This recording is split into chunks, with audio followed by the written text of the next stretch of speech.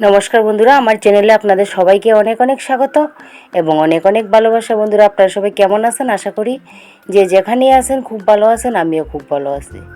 তো বন্ধুরা, এই রেসিপিটি আমি শেয়ার করব বলে আমি কিন্তু রান্নার জন্য প্রস্তুত নিচ্ছিলাম না। তো হঠাৎ করে ভাবলাম যে রেসিপিটা তো হেলদিও এবং টেস্টিও, তো বন্ধুদের সাথে একটু শেয়ার করি।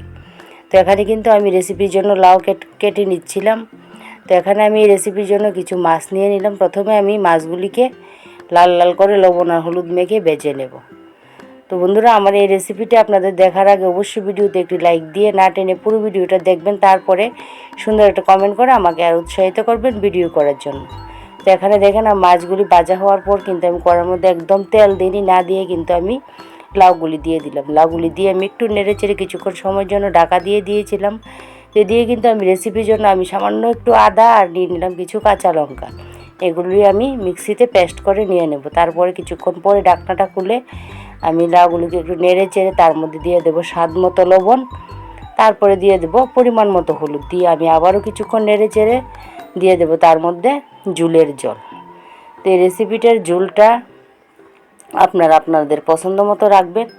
বেশি চাইলে বেশি একটু জল দিবেন, আর কম চাইলে মাখো মাখো করলে জলের পরিমাণটা একটু কমিয়ে নেবেন। আমি কিন্তু জলটা দিয়ে আবারও কিছুক্ষণ রেখে দেব। তো আমার এই রেসিপিটা কিন্তু খুবই হেলদি একটা রেসিপি, খেতেও খুবই টেস্টি হয়।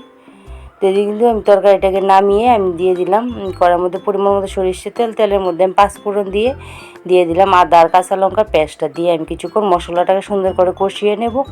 তারপরে দিয়ে দেবো তার মধ্যে জিরে ধনের গুঁড়ো দিয়ে তারপরে আমি আবারও কিছুক্ষণ সুন্দর করে মশলাটাকে কষিয়ে নেব। কষিয়ে নিয়ে তারপরে আমি ঢেলে দিলাম লাউ দিয়ে যে ঝোলটা তৈরি করেছিলাম, সেই ঝোলটা দিয়ে একটু নেড়ে চেড়ে আমি দিয়ে দেবো তার মধ্যে মাছগুলো।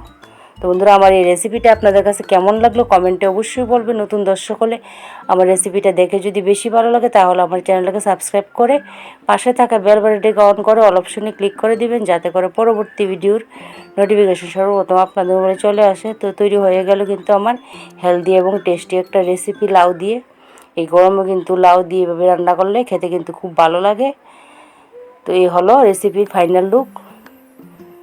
তো চলে আসবো বন্ধুরা নতুন কোনো ব্লগ বা রেসিপির সাথে। ততক্ষণ পর্যন্ত সবাই ভালো থাকবেন, সবাই সুস্থ থাকবেন, সবাই আমার পাশে থাকবেন, আর সবাই অল টাইম হাসি খুশি থাকবেন, আর সবাই প্রচুর পরিমাণে জল খাবেন।